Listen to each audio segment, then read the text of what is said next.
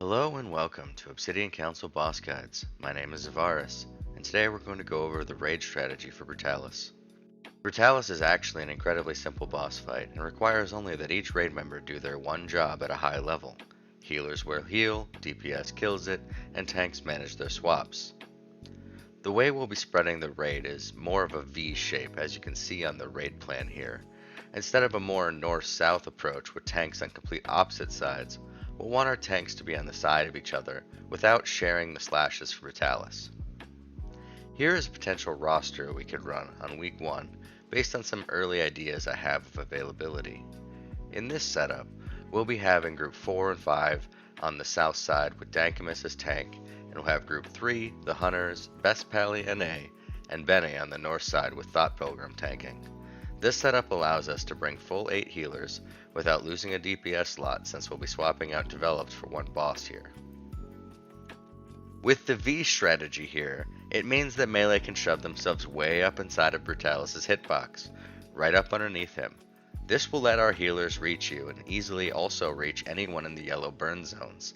Please keep in mind, melee, that you do not move at all once we have settled positions. Your job is to sit still and do nothing but DPS. Do not move. Even if you get burned, do not move. For our ranged DPS and healers, our burn locations will be here marked with the yellow circles. Do not attempt to split the difference between the two tank sides. You will want to move to the yellow marked location to manage your burns. Please keep in mind that the burn has a 2 to 3 yard range, so you'll want to set your ranges to slash range 4 and maintain that distance from your fellow raiders. Please make sure you are watching around you for others who get a burn, as you'll want to move around to let them have an easier path to the burn locations, again marked in yellow. So let's take a look at what this looks like from a healer perspective to get the burn and then running to the safe spot. So here we have a Holy Priest perspective. He's about to receive the burn. He's on the south side. There's the burn, so he takes a step to where our yellow position was. Take note about where he's standing in relation to where Brutallus is after Brutallus shifts back. Notice the position where he's at.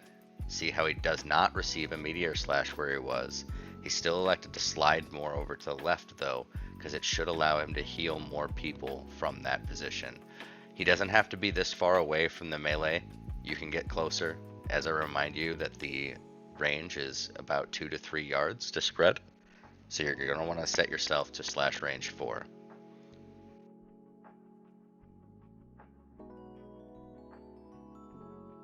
Take note about what the healing looks like from this perspective.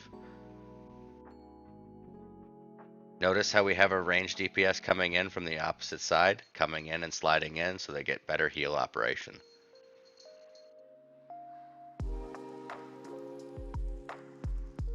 So now that the burn is off, he's going to slide back into position so that he can take slashes once more for that tank on that side. Now taking a look from the opposite perspective, from the DPS side. Again, this is on the north side now. We see our Warlock here has received the burn, and so he's going to move out, and he's going to run on over to the other side. Notice he's trying to make sure that he's in as range of many healers as possible, and he's actually got a pretty okay distance with the next melee there, though he could get a little closer.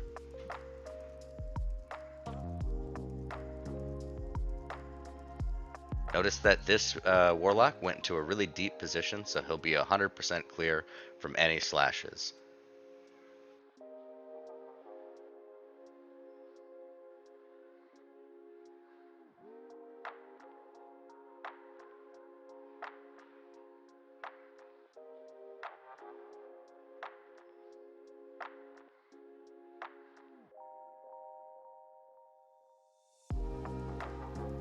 As a Warlock, you could help your healers out by drain lifing at the end of this cast period, because it ticks pretty hard here at the end.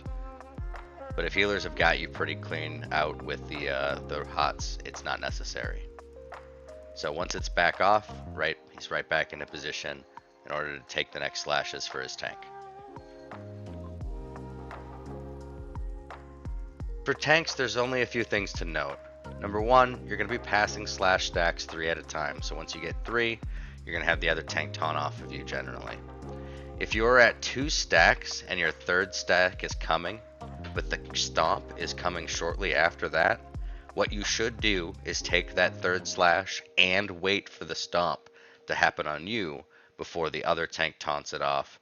This will allow that other tank to have minimal damage instead of just tanking a stomp throughout the entire duration of his slash tanking phase. Number 3, if you have burn, you must take this next stomp in order to clear it. If you get the burn and you get slashes, it starts to really pile up on that damage, and we don't want to be taking that. So the goal for you should be to take that next stomp in order to clear your burn. Other than these tips, you want to review VODs of other tanks to see other tips and tricks for the taunt rotation. This boss is almost entirely on your ability to communicate your taunts effectively for raid healers to pre-heal you. Remember that this is a 5 to 6 minute fight, and depending on what comp we have running into it, we may be at the lower or higher end of that. If it's getting close to the enrage and we're in the final 5-ish%, what we'll want to do is spread out after enrage to make him run around to one-shot us, possibly buying us enough time for a kill. We will likely be using heroism at the start and possibly having one extra for another group at the 20% mark to push. I can't stress enough how important it is to not spread burn debuff. It's a raid wiper if we spread this even a single time in the early stages of progression, as healers are getting a handle on their mana consumption here. Just remember that this is a fun DPS check and a healer stress test, so let's have fun and down this tanky boss. With my last breath, I said, "Don't trust Rude."